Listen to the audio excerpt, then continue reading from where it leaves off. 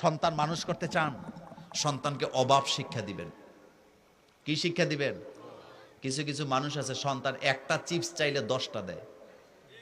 এরকম মা বাপ আমাদের ফেনীতে নাই, আজকের মাহফিলে নাই। একটা চিপস চাইলে কয়টা দেয়? একটা জুস চাইলে পুরা ডজন কিনা নিয়ে আসে। আপনি আপনার সন্তানটাকে নষ্ট করে দিচ্ছেন। এই ব্যাপারে আজকে কথা বলবো না, আমার হাতে এত সময় নাই। শুধু এতটুকু বলবো, আপনি আপনার সন্তানটাকে নষ্ট করেন না। আপনি সন্তানকে অভাব শিখাবেন, কারণ আল্লাহ তার গোলামকে চাইতে চাইতে দেয় না, ধৈর্যের পরীক্ষা নেওয়ায়। আপনার সন্তানটা কোনো কিছু চাইছে, অন্তত 24টা ঘন্টা তারে অপেক্ষা করে তারপরে দিবেন। সে ধৈর্য শিখবো, যেমন ধৈর্য আল্লাহ আমাদেরকে শিখায়। হযরতে আদম আলাইহিস সালাম আল্লাহর কাছে মুনাজাত করতে করতে আল্লাহ দোয়া কবুল করেন নাই, কয়েক বছর কান্না করার পরে আল্লাহ পাক দোয়া কবুল করছে। এটা ধৈর্যের পরীক্ষা। বলেন এটা কিসের পরীক্ষা? এই যে আমরা দোয়া করি, দোয়া কি সাথে সাথে কবুল হয় না? দেরি, আল্লাহ পাক একটু ধৈর্য ধরায়। কোন দোয়া সাথে সাথে কবুল হয় না, এটা ধৈর্য ধরায়। আল্লাহ তার বান্দাকে ধৈর্য শিখায়।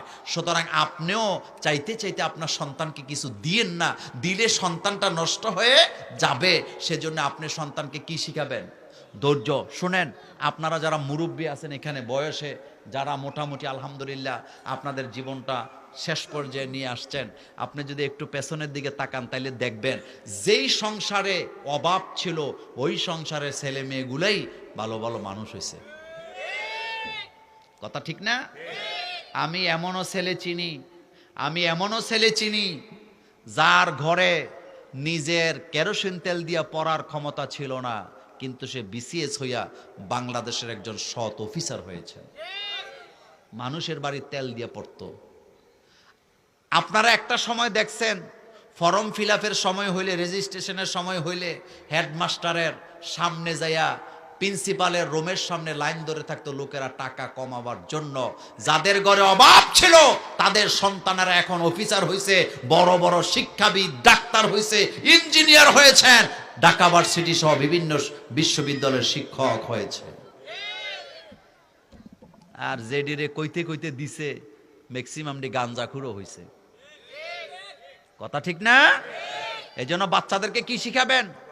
অভাব শিক্ষা দিবেন, ধৈর্য শিখাবেন। অভাব মানে কি? কিছু চাইতে দিবেন না, তার আগে ধৈর্য শিখান। বাচ্চাটা কাঁদতেছে, একটু কাঁদতে দেন। কানলে তার মধ্যে কি আসবে? আপনি দেখবেন অভাবে সংসারের ছেলে মেয়েদের মধ্যে ধৈর্য কম না বেশি? কথা কন না কেন? ধৈর্য কম না বেশি?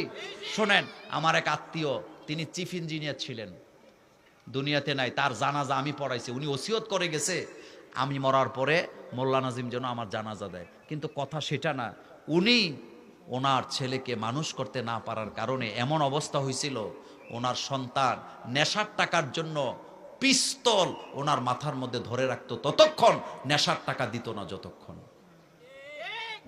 এই জন্য ছেলে মেয়েকে ছোটকাল থেকে কি শিখাবেন? অভাব, ধৈর্য। অভাব শিখানো মানে কি শিখানো? একটা জিনিস চাইছে আজকে দিয়ে না, একটা দিন পরে দেন, তাহলে সে কি শিখলো? ধৈর্য। 2 দিন পরে দেন, 3 দিন পরে দেন। আরেকটা কথা বলি, সে যেটা চাবে অতটুকুনই দিয়েন, এর চেয়ে ওভার কিছু বেশি দিতে যাইয়েন না। কারণ অতি আদরে সন্তান কি ভালো হয় না খারাপ হয়? আর শুনেন, সন্তানকে যা শিখাবেন ছোটবেলা, বড় হইলে এটা সন্তান মনে রাখবে। এবং সে যখন বাপ হবে ওই আপনার কথা মনে করবে যে আমার আব্বা আম্মা আমার এটা শিখাইছে, আমিও তোর এটা শিখাই যাই। কথা ঠিক না? আমি আমার মা বাপের শিখানো কথাগুলো আমার সন্তানকে যখন বলি, আমি তখন বলি এটা আমার আম্মার কাছে শিখছি, এটা আমার আব্বার কাছে শিখছি। সেম আপনি যদি আপনার সন্তানকে কিছু শিখায়া যান, আপনি মরে যাওয়ার পরেও আপনার নাতি নাতনিদের কাছে আপনার ছেলে মেয়েরা আপনার দেওয়া উপদেশগুলি তারা পৌঁছে দিবে। এটাই সিস্টেম। এটা কি?